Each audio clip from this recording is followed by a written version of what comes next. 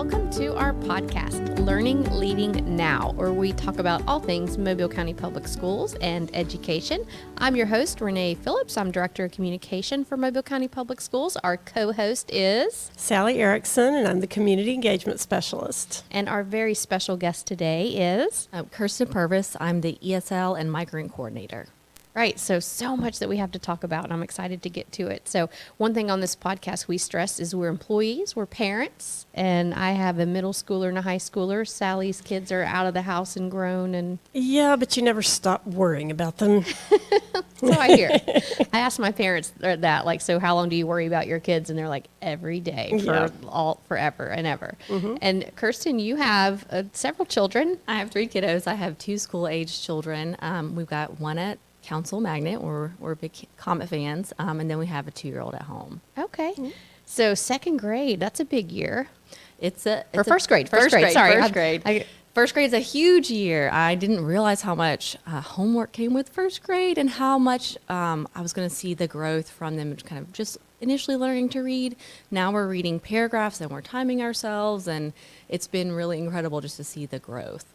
I think I love, because being on this side of it and seeing how teachers are methodical in what they do, like you're seeing it at that first grade level. Mm-hmm. I'm seeing it in 9th grade that my son is a freshman, and they had to turn in note cards, which led to an outline, which is leading to their first major research paper. Right. And so it's hard to explain to them, this is for a reason. They just see it as busy work, and why am I having to do 50 note cards? Right. And my husband and I were remembering going to this thing called the library back in the day and pulling periodicals and actually writing the note cards on paper. Using the card catalog. Yes. But they do it all digital. Right. And one of the challenges they have that I appreciate that they're struggling with this and learning is how to find an accurate source or a reliable, not the biased news stories, or just evaluating your sources. That's the bane of their generation for sure. Right. Yeah. We follow that a lot, with our English learners, because teaching them how to find accurate sources, and especially now with AI and, kids are like, is this real? Is this not? So we have started doing a lot of work with our kids just to kind of help them navigate. Yeah, because that's an important skill in everything that we do. And what I loved about his paper is it was a history topic. And so it's relating, like, cross-curricular, bringing in the English skills and the history skills. And I just love that there's so much more that goes into teaching than we realize. Like, they're all doing this process to get our kids from point A to point B. Well, and it's amazing. I feel like when I'm doing homework with my kids, they're teaching me strategies. And before I became coordinator for ESL, I was an ESL teacher and I was an English major. So I'm learning little tips and tricks for early literacy that I didn't know, as somebody who was in that field. And so that's really cool to see them and to see them grasp onto it and to really run with those tips and tricks. I thought it would be fun for you to start by talking a little bit about your time at Murphy High School before you became the coordinator of the entire district. Just talking about the difference you see in how older children learn language versus younger. Because one of the things I'm fascinated about with language is how younger children just pick it up so fast. Mm-hmm. Well, that's a great question. So when I first started teaching, I was an ESL teacher. I worked with English learners at Murphy High School, and I worked there for almost 7 years. So I want to interrupt real quick for our listeners. What is ESL? I know you get that question all the time. English as a second language. Okay. These are all of our kiddos that are, immigrants or they're coming to us and they don't speak English as their primary language. And so I had a language arts class. We had kind of a beginner's elective. We had several courses that focus on different areas of literature. We read lots of graphic novels. It was a really fun class. And I loved working with that particular group of students because we kind of had this mini model UN. The kids really took care of each other. When we would have a new student show up, the kids would know about it before I would, and they would come running to my room and they'd say, hey, we have this new kid, and they would make sure they had someone to sit with at lunch and somebody to show them around campus, because if you've ever been on Murphy's campus, you know that the room numbers don't make a whole lot of sense. Like, you have to know the algorithm to get to where you need to go, and so they always took really good care of each other, and that was really lovely. I was actually there when the school was hit by the tornado, and we ended up out way out at Clark Shaw, and we were living out of portables for I that remember that. I was a whole newspaper semester. reporter. That was interesting to watch. That My had to kids- have been my very kids- difficult. Yeah. were oddly resilient, because at the time I was working with lots of refugees from the Middle East and from Africa, and high schoolers, they kind of have this like cheeky sense of humor, and they're like, here we are, we're refugees again, and and so they had like it was kind of interesting because you had this huge just slew of portables, and you got to be like, there were certain little areas of the portables where you could buy snacks, and certain areas where like the kids like to hang out, and it like became like this little strange community. But my kids got a kick out of it. They were like, well, now everybody is a refugee at Murphy, so they felt like they could handle it well. And I wonder, for our listeners, if they haven't heard of that situation, it was when Murphy got struck by the tornado. And so we moved the entire school into portables. And at the time, Murphy, I mean, you're bigger than Clark Shaw. So Yes. you're moving to the back of a middle school with middle school facilities and sharing a cafeteria. It was incredible. It was incredible on our facilities team, Yes. because they got things out there. They put down gravel, they put down plumbing. We had restrooms out there. It was incredible that in just a couple of weeks we were essentially back up and running, just Yeah. at a different location. Because they had to order the portables from all over the country. Right. And then, yeah, you're right. They wanted to keep the middle schoolers and high schoolers separate. But they did a Right. phenomenal job. It But was what an incredible. interesting time to be a teacher. Yes, absolutely. But I love that they handled it very well. But yeah, and so then you moved from that role to central office, or did you go Yes. somewhere else? So I did a little bit of work at Baker High School and some itinerant work at Scarborough and Davidson, because they were having just massive growth over at Davidson. So even though they had a full-time teacher, I helped her out with some of her beginners. And then I took a job as the district resource teacher. And that's mostly like the kind of behind the scenes. I handled all of our data. And we're a federal program, so we have to track everything about our kids and make sure that that we're showing the government that we're providing them the services that they require per OCR guidelines. And then I also manage testing, which has become really, really beneficial for me now, because as we've expanded our state testing program, I have a good understanding of what all it takes to manage all of that, from ordering the tests and making sure kids get accommodations the way they're supposed to. And so I worked at the ESL office under Dr. Tracy J., who's now over the Environmental Studies Center. And when she went to take on that role, I stepped into the coordinator position. And so it's been really interesting. You were asking about different ways of learning language depending on your age. And, my initial background was with secondary students. And, what I saw with those kids is that a lot of their growth kind of depended on their social lives. The children who really got comfortable and were maybe a little bit more social butterflies, they would blossom really quickly. And some of our students that were maybe a little bit more shy, it would take them longer to acquire the language, just because you kind of have to be messy with language and just sort of jump into it. And that's hard to do at that age when you're, maybe self-conscious. But when I changed roles, it was actually around the time where I had my oldest daughter. And so as I was working with more elementary students, I was getting to kind of see my daughter and watch, these younger kids come up and learn language. And it really is different. It's amazing how quickly they pick things up. I have a few friends who are language teachers, and some of them speak to their children in English and, their home language or their learned language. And the kids, it's wild how their brains work. Bilingual brains are really interesting. When you start at a young age, you have, your brain is a lot more flexible. And as you get older, you have all this synaptic pruning, where the things that you don't use, they go away, they get pruned, and, the things that you do use, they get more blood flow and more neurons to kind of support those areas. So when you have I love that kids, Yeah. Say that again. Synaptic pruning. Synaptic pruning. Pruning, yes. And- Like, for example, my French got pruned out a few years ago. And it can happen. All of my math did, except for I could figure out percentages I was and gonna say stuff like that, tipping but and like things like trigonometry. I got what's that word again? Synaptic pruning. It got pruned. Okay, It did. it got pruned. File Love not it. found. And so, when children are using those dual pathways for language and those areas don't get pruned, it essentially gives them two roads. So where, people who are monolingual, like myself, we have the one road to get to things, the one neural pathway. But kids who are bilingual, they have multiple roads. So, if they're having a hard time with one of the pathways, then their brain has the flexibility to jump to another one. And it's really cool because studies show that those children who are, and we talked about this, the last time I spoke with Learning Leading University, but how, excuse me, I lost my train of thought. It's the pruning.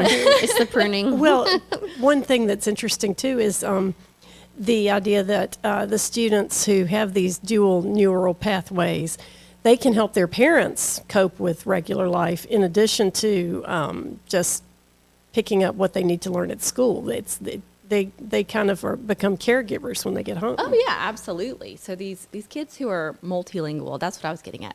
A lot of our kids aren't bilingual; they're actually trilingual, quadlingual. We have a lot of students who speak many, many languages. They do really well academically once they learn enough English to be able to stand on their own in the English-speaking classroom. These are our kids that are the top 10. You've got them. Lots of these kids are in the IB programs, and they graduate and they're opening businesses and they're starting these really incredible careers.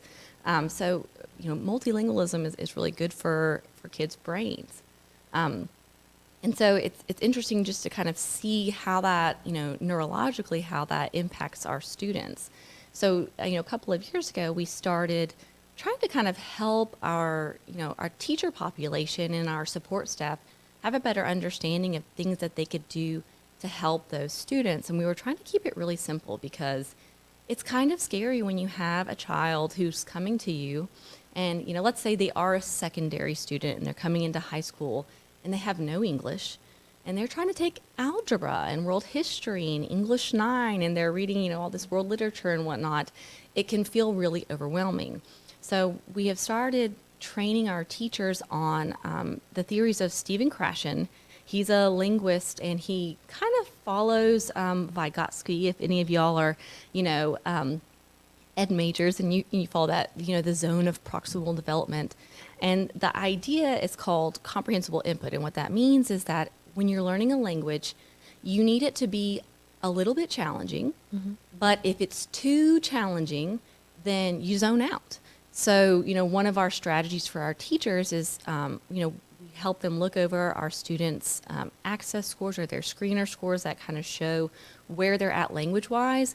And then we can show them, okay, what are things that they can do now with that language? And what's kind of the next level? What are some ways you can challenge them to help them build their English? And so that's one part of Krashen's theory that's really important, is you don't want the material to be too challenging because, with our older kids, they'll end up on their phone or they'll go to sleep in the classroom. And with our younger kids, then you start to see some of those behavior issues because they can't follow along. Mm-hmm. My other part of Krashen that I really love, and this kind of goes back to, my background, teaching and working with social and emotional learning strategies. It's called the affective filter. And essentially what that means is your mood affects your ability to learn, specifically to learn language.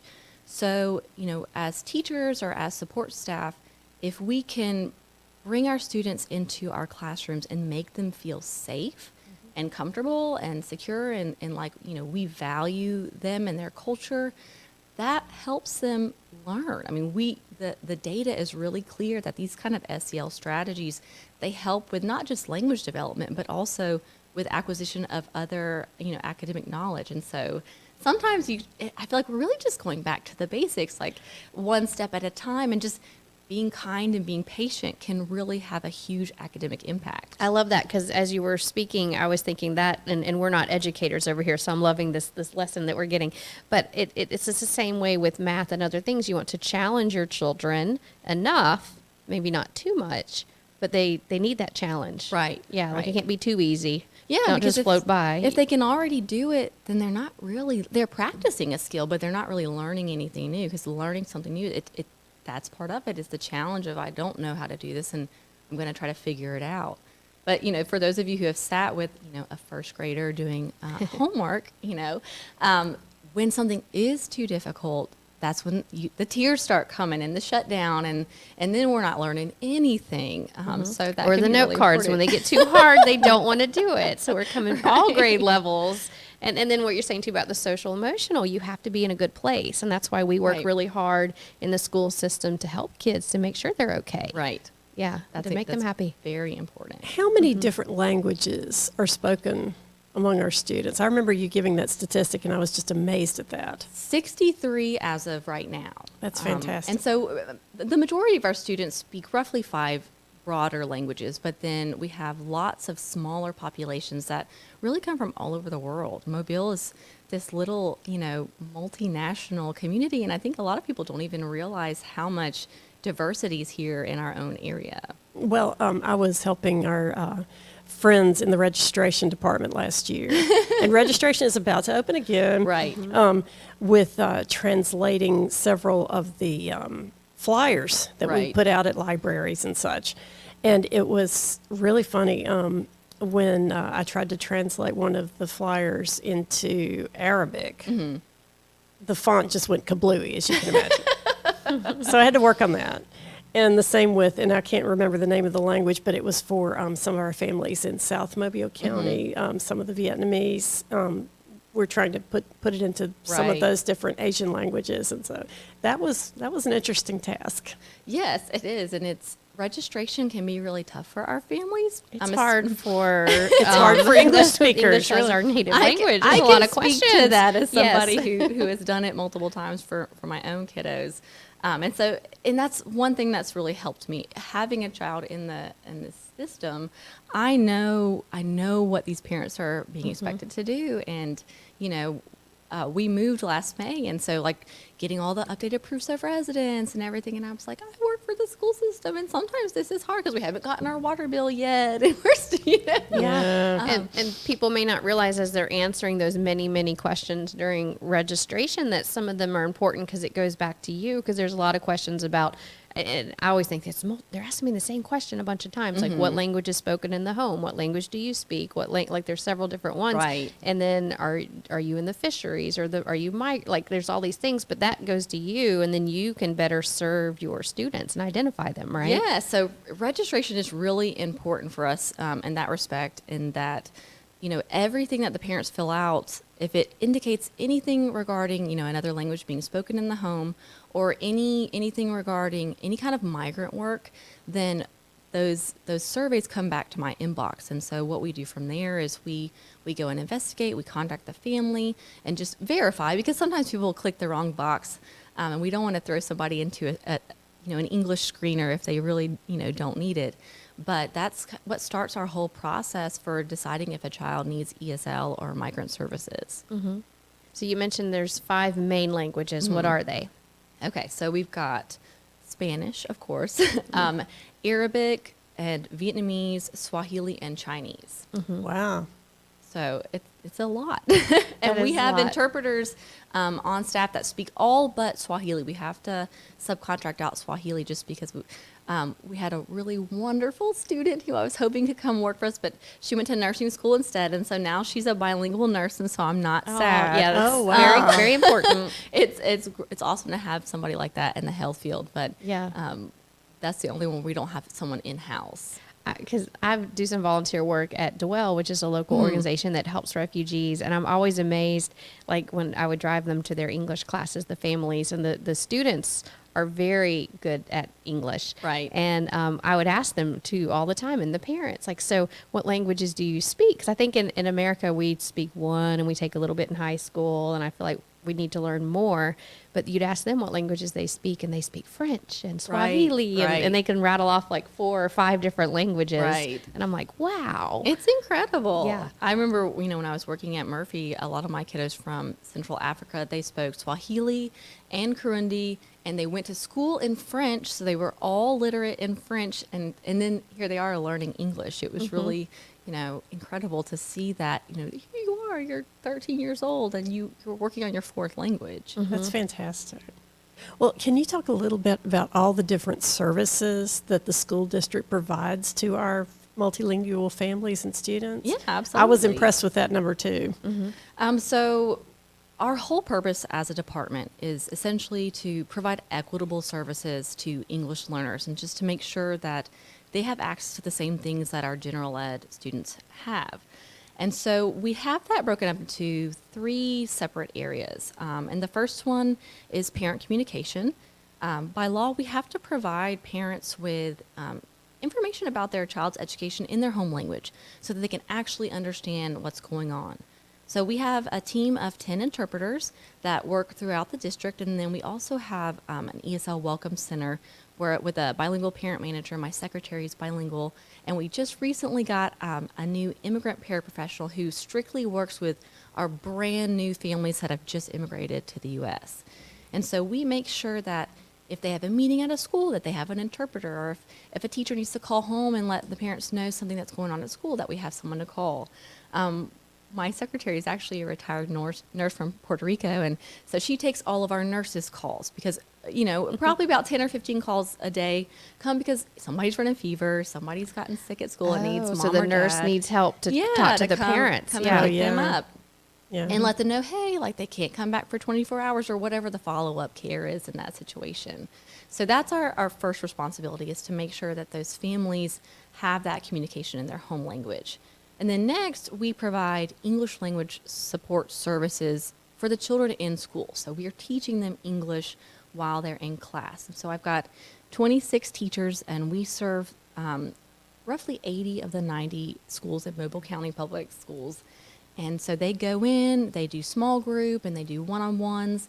Our bilingual paraprofessionals, they also, when they're not interpreting for the parents, they're working with the teachers to, maybe pull kids that might need a little bit of a double dip or need some extra clarification in their home language. So they're getting those English services directly from our ESL teachers.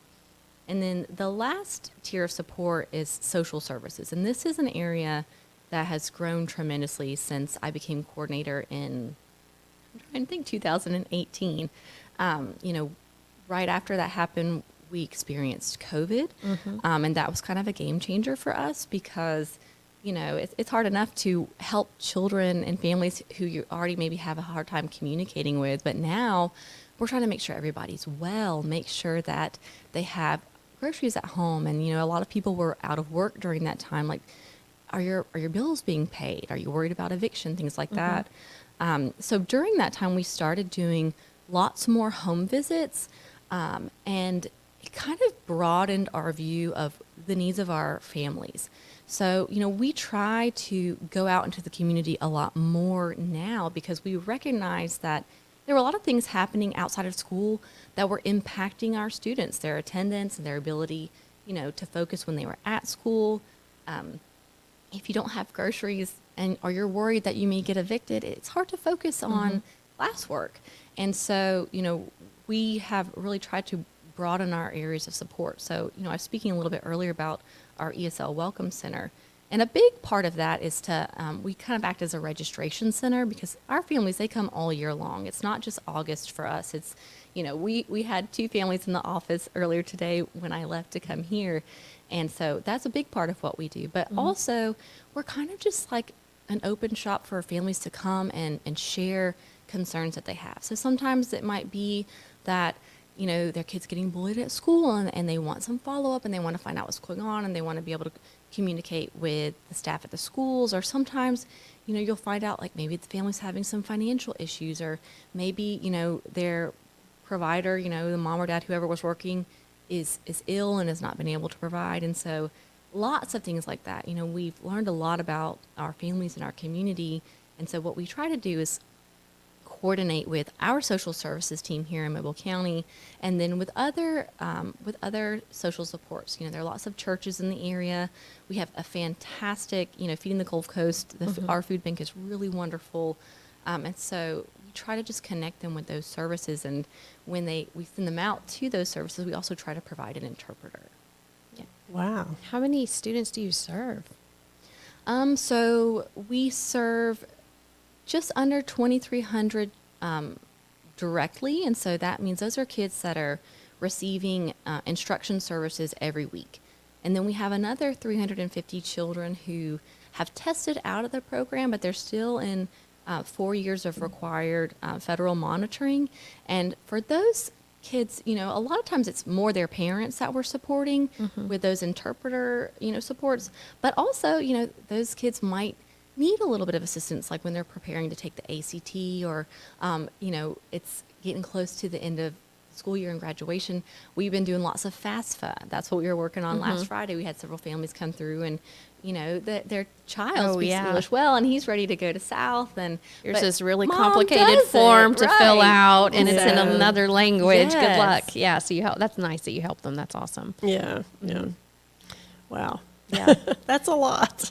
Well, and I think too, people don't realize, like you said at the beginning, just how diverse our community is in Right. Mobile, and that we do have these programs in place that accept refugees. And it's a wonderful thing, because these are people that have sometimes come from very hard places. Right. And that we're able to welcome them and help them. And then we've met students that just come here and do a fantastic job. There's Yeah. so many success stories. Yes. We've had Learning Leading Award winners who were students who came here with not speaking English. Right. And then they just do fantastic things, and they're leaders in their school and among their peers, and they're helping their parents at home. So I just can't say enough good things about like what you guys are able to do to help these students. Well, They're hardworking. It's a privilege to be able to work with such an international population. And, our kids come from all kinds of different areas. We have families that are here, to work at Airbus or Austal, and their kids have been, in school, and maybe they've had some English education, and so they're coming to us, and they maybe just need like a moderate amount of support. And then we've got, we have our refugee families coming through Catholic Social Services, students who've gone through that. Sometimes they're needing some assistance with dealing with trauma, finding Yeah. mental health services, or, kind of getting them set up with an Alta-Point counselor on campus, because we have those supports at a lot of our schools.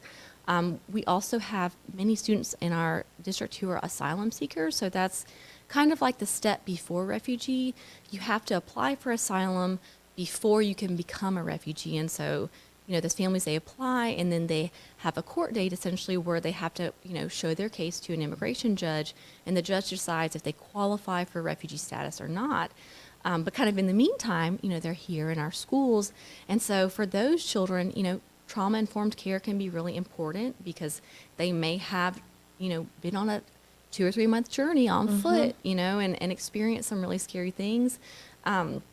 But also, legal services. As a district, we don't provide legal services, but, we do have supports like over at Dumas Wesley and some of our nonprofits that we can, direct our families to when they're trying to get all that paperwork together. A lot of it's connecting. We're connecting our kids Yes, to our teachers, absolutely. to our families, to our community, and to our world. So I love it, love it, love it. So thank you. Thank you for what you're doing. Before we leave, I want to give you a chance to tell people how to get in touch with you, like if they know of somebody who needs your services. Oh, absolutely. So we are located on 1216 Butler Street, and my number is 221-5189. But anytime you're looking for us, you can always just Google MCPSS ESL, and it'll take you right to our webpage. You can request an interpreter there. You can follow our social media there, and all of our contact information is there. Awesome. Well, thank you so much. Keep on keeping on. Thank you for having you. me. We'll catch you next time on Learning Leading Now.